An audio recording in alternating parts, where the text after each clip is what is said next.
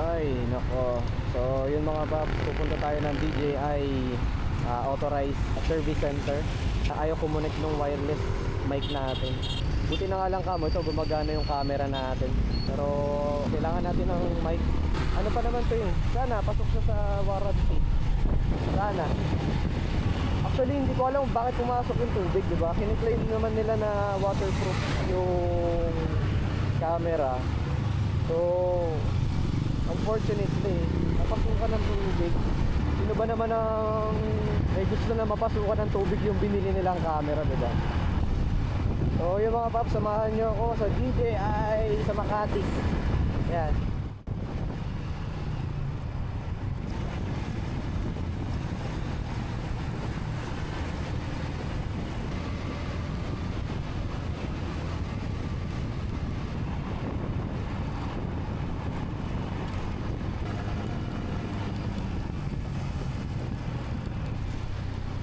Ayun, welcome EDSA.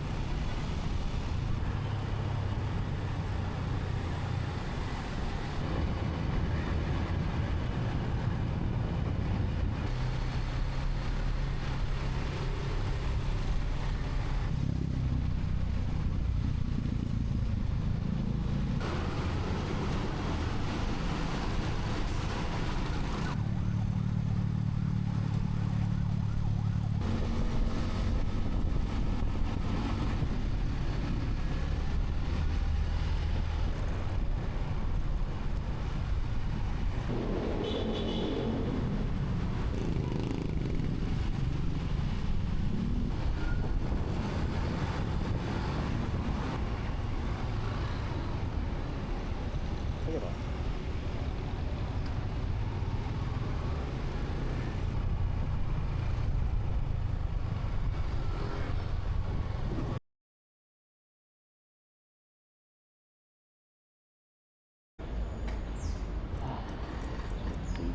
Ay.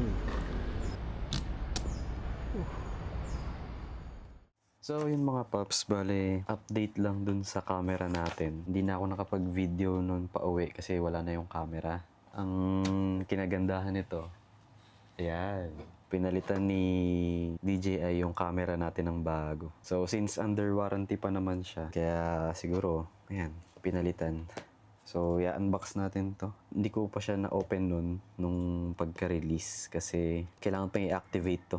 Eh, nagmamadali rin tayo kasi nga rush hour na. Hindi ko na siya naasikaso. Actually, nung isang araw ko pa to nakuha. Busy lang tayo kahapon. Alas 5 na ata ako nakaalis doon. Alas 5 pasado sa service center sa Makati. Nakauwi ako mga magsi-7 na. Yan, unbox natin to.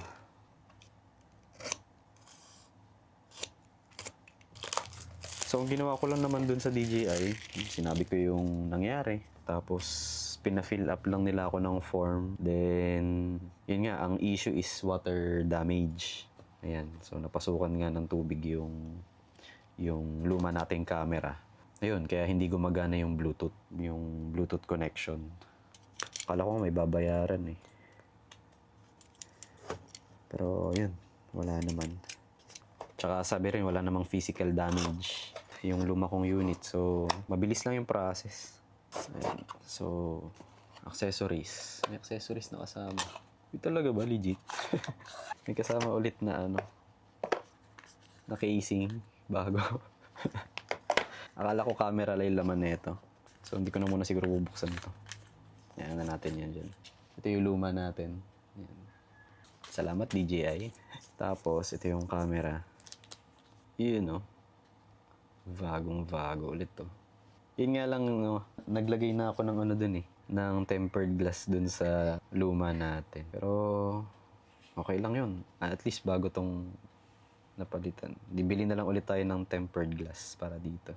Walang battery na kasama, pero okay lang naman. So, need to ng activation.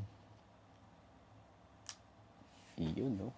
So, ito yung battery natin. So, syempre, wala na dito yung mga presets natin. Lahat ng settings natin, wala na, syempre. Given na bago yung unit. English. Okay na. Internal yung gamit na storage. Speaking of storage, yun nga. So, sabi sa akin nung service center, yung representative nila doon, much better kung lagi kayong naka-SD card para just in case na may mangyari sa unit, at least nasa inyo pa rin yung copy nung video nyo o nung files nyo.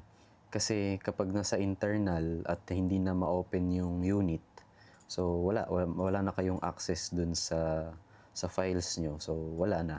Katulad nito, kinukuha nila yung sirang camera din, pinapalitan nila ng bago. So lahat ng settings, lahat ng files kung nandun sa internal, syempre, wala na. Or kung hindi ko alam kung may process pa sila na para ma-retrieve yung files, ganun. Hindi ko alam. So, ako naman kasi lagi ako naka-SD card, so wala akong problema dun. Tapos, ayun nga din sa water damage issue.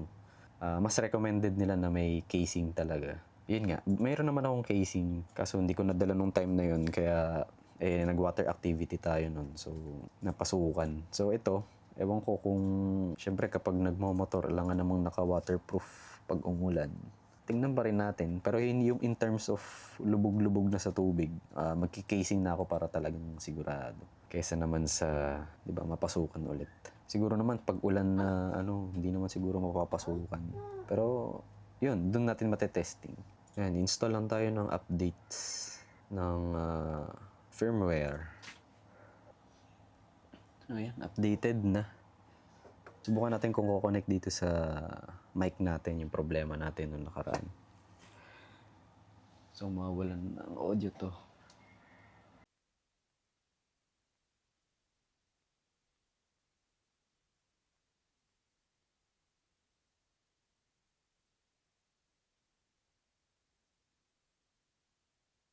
Yan, shoutout sa DJI dahil yan, ang bilis lang ng process. Pinalitan nila agad-agad at nag-fill up lang ng form, ang bilis lang. Siguro mga 15 minutes lang ako dun sa service center.